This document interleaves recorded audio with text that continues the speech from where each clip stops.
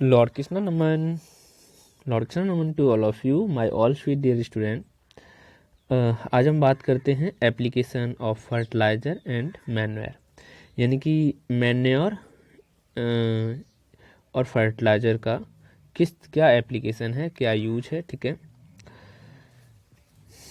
Do you know में देख लेते हैं। सबसे पहले manure can be added to the soil during soil preparation and also when the plants have grown to about 0 to 15 centimeter. Fertilizer uh, however are added the crop only after the plant have grown to about 10 to 15 centimeter. After the addition of fertilizer the plant must be watered, यानी कि manure को हम add करते हैं soil में जब हम soil prepare करते हैं। And when the plant have grow, और जब प्लांट ग्रो हो जाता है 0 से 15 सेंटीमीटर का बड़ा हो जाता है, फर्टिलाइज़र जो है हाउएवर आर एडेड, यहाँ में फर्टिलाइज़र यानी कि खादें जो हैं उन्हें ऐड कर देते हैं to the crop only after the plant have grown about 10 to 15 centimetre, जब प्लांट 10 to 15 सेंटीमीटर का हो जाता है। After the addition of the fertiliser the plant must be watered, उसके बाद हम फर्टिलाइज़र में उसके बाद हम क्रॉप में क्या कर देते हैं, वाटरिंग कर देते हैं, पानी लगा देते हैं, है ना स्टूडेंट। अब यहाँ पे देखते हैं the upper layer of soil is rich in various nutrients, यानी कि अपर लेयर जो होता है सॉइल का उसमें बहुत वेरियस टाइप के न्यूट्रिएंट्स पाए जाते हैं। Plants need these nutrients for their growth. Plant get these nutrients from the soil, so these nutrients get used up gradually. As a result the fertility of the soil decrease, यानी कि अगर जो plant होते हैं अपनी growth के लिए nutrients का यूज करते हैं, प्लांट्स जो हैं सॉइल के अपर पार्ट के न्यूट्रिएंट्स का यूज कर लेते हैं, so these nutrient get used, तो ये न्यूट्रिएंट्स जो है यूज्ड हो जाते हैं, क्या हो जाते हैं, यूज्ड हो जाते हैं। As a result the fertility of the soil decrease, जिससे कि उर्वरा शक्ति जो होती है सॉइल की, जो उर्वरा शक्ति होती है, जो फर्टिलिटी पावर होती है वो कैसी होती है, घटने लगती है ना। To maintain the fertility of the soil this nutrient must be added to it, और जब फर्टिलिटी घटने लगती है सॉइल की तो हम इसमें क्या करते हैं, इसमें हम न्यूट्रिएंट्स ऐड करते हैं खादों के रूप में।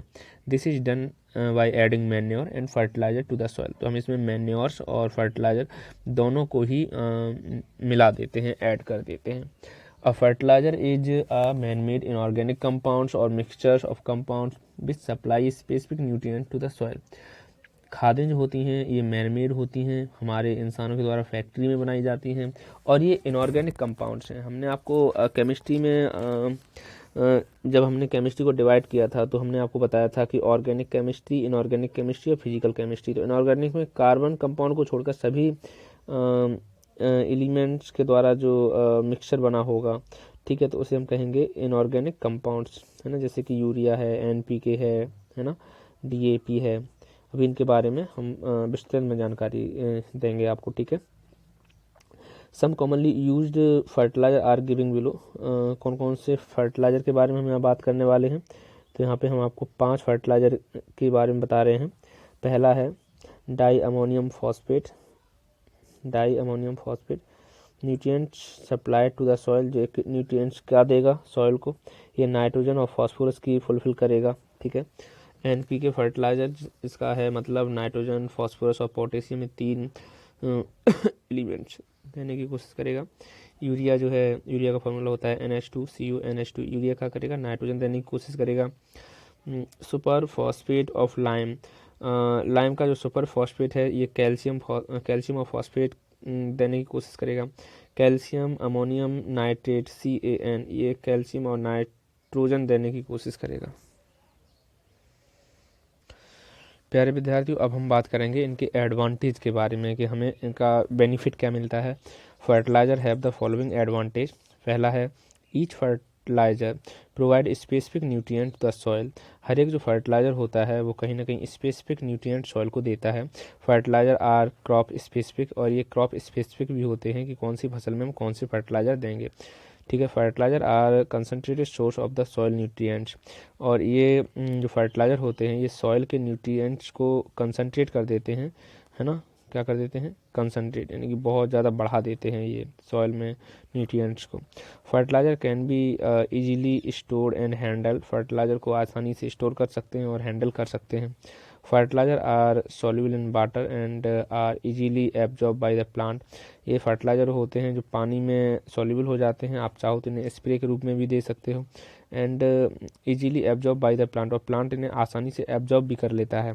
Fertiliser are added to the soil by either of the following method, तो फर्टिलाइज़र को हम किस तरह से खेतों में बिखेरते हैं, तो पहला है ब्रॉडकास्टिंग के द्वारा।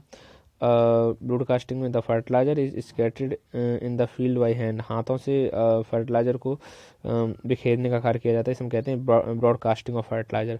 दूसरा है through irrigation channel, irrigation channel का मतलब हो गया कि the fertiliser is capped in the irrigation channel where it get dissolve in the water and reach the plant, यानी कि जहाँ से इरिगेशन का जो कैनाल बना हुआ है वहाँ पे हम क्या करेंगे, वहाँ पे थोड़ा थोड़ा फर्टिलाइज़र उस पानी में गिरता रहेगा और पानी में घुलने के बाद वो हर एक प्लांट तक पहुँच जाएगा, है ना। अब हम बात करेंगे different between a manure and a fertiliser, क्या अंतर है मैन्योर और फर्टिलाइज़र में। प्यारे विद्यार्थियों, इन दोनों का में अंतर क्या है उसके बारे में बात कर लेते हैं।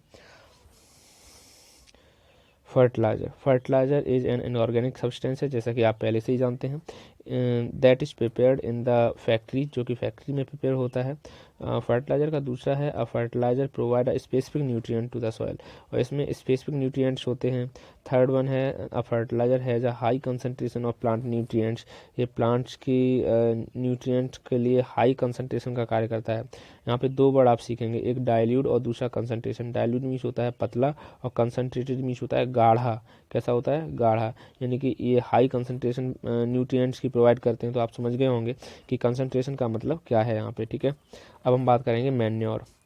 अब manure is a mixture of inorganic and organic substance, यानी कि मैन्योर जो है आपका मिक्सचर है, जैसे कि काऊ डंग है, वेजिटेबल पील्स हैं, इन सबको जब हम मैन्योर में कन्वर्ट कर देते हैं, which is obtained by the decomposings cattles dungs human waste and plant residue, इन सबको डिकम्पोज बनने से ये मैन्योर बनता है। हम एक जगह कंपोस्टिंग कर देते हैं इसकी, और ये कंपोस्ट होने के बाद क्या बन जाता है, मैन्योर बन जाता है। अब manure provide more than one nutrients to the soil, और ये एक से ज़्यादा न्यूट्रिएंट्स प्रोवाइड करता है ना। A manure has low concentration of soil nutrients, और ये सॉइल के लिए लो कंसनट्रेशन न्यूट्रिएंट्स प्रोवाइड कराता है, यानी कि ये कम मतलब एक तरह से बहुत कम मात्रा में कंसंट्रेशन प्रोवाइड कराता है, ठीक है। प्यारे विद्यार्थियों, तो आज आपने सीखा कि हम किस तरह से मैन्योर और फर्टिलाइज़र का यूज अपने खेतों में करते हैं। क्या आपने कभी भी कोई फर्टिलाइज़र या मैन्योर का यूज अपने बगीचे में, अपने गार्डन में, अपने खेतों में किया है या देखा है? तो प्लीज़ हमें सभी स्टूडेंट लिख के बताइए कि हाँ सर, मैंने अपने गार्डन में कौन से फर्टिलाइज़र का यूज किया है, ठीक है। तो आप हमें एक लिस्ट भेजिएगा फर्टिलाइज़र्स की, और यदि आपके घर में फार्मिंग का काम होता है तो हमें प्लीज़ अपना जो आपके जो नॉलेज है उसके बारे में आप उसको रिकॉर्ड करके भेज सकते हैं, ठीक है। तो हम जानने की कोशिश करेंगे कि हमारे कौन से स्टूडेंट फर्टिलाइज़र के बारे में जानते हैं। Thank you very much.